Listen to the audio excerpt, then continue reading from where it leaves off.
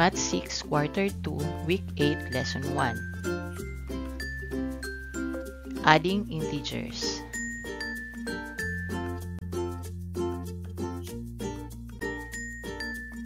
Bago natin talakayin ang addition of integers ay balikan muna natin ang parts of the addition process.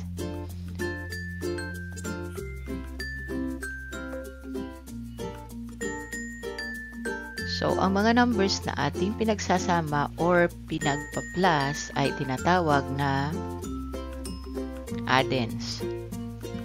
At ang kanyang sagot ay tinatawag na sum or total.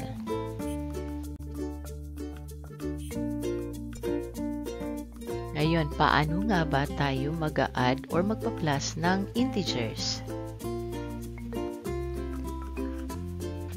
Ating pakakatandaan na kapag ang sign ng mga numbers ay pareho or the same, i-add lang po o i-plus lang po ang mga numbers at kopyahin ang sign sa magiging sagot.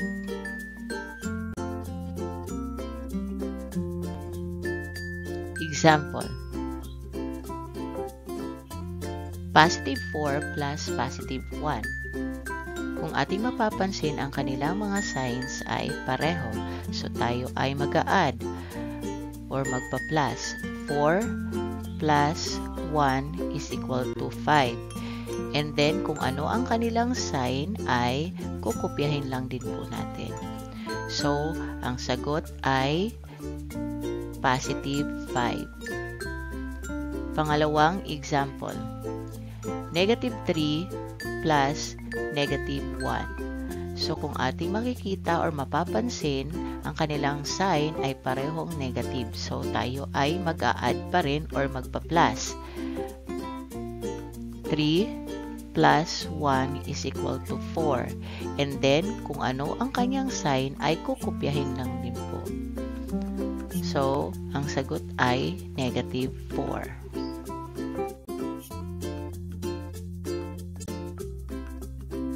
Paano naman kapag ang ating pinagpa-plus or i-a-add ay magkaiba ang signs? So, kapag tayo ay mag-a-add ng integers na magkaiba ang sign ay isusubtract lang po natin or ima-minus lang po natin yung mga addends. At kung ano ang sign ng mas malaking bilang or number ay siya ang magiging sign ng magiging sum.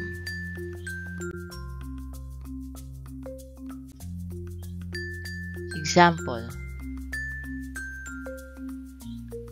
positive 4 plus negative 1. Kung ating mapapansin, ang kanilang mga signs ay magkaiba. So, positive at negative. So, kapag magkaiba ang sign, tayo ay magma-minus. So, 4 minus 1 is equal to 3. And then, dahil mas malaki ang 4, kung ano ang kanyang sign, ay yun ang magiging sign ng ating sagot. So, ang sagot natin ay positive 3. Isa pang example, positive 3 plus negative 8. So, again, ang kanilang signs ay magkaiba, so tayo ay magma-minus. 8 minus 3 is equal to 5. And then, kung alin ang mas malaking number, yun ang kukopyahin na sign. So, ang sign ng ating malaking number ay negative. So, ang magiging sign ng ating sagot ay negative. So, ang answer ay negative 5.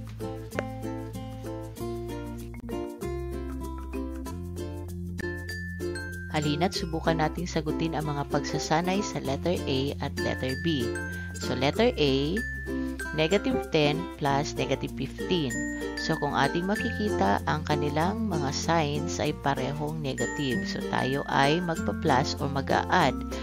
So, 10 plus 15 is equal to 25. And then, dahil pareho ang kanilang signs, kukopyahin lang po natin ang sign. So, ang ating sagot ay negative 25. Letter B, negative 6 plus positive 8. So, kung ating makikita, magkaiba ang kanilang sign. So, tayo ay mag-minus or mag-subtract. So, 8 minus 6 is equal to 2. And then, dahil magkaiba ang ating sign, kuhanin natin ang sign ng mas malaking number. So, ang mas malaking number ay positive 8. So, kukopyahin natin ang kanyang sign at ilagay natin doon sa ating sagot. So, ang sagot ay positive 2.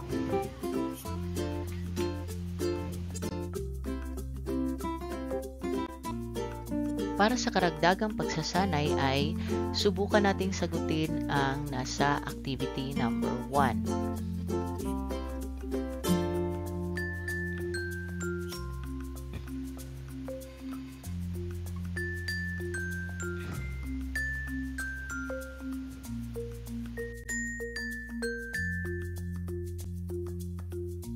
Good luck, kids, and thank you for watching.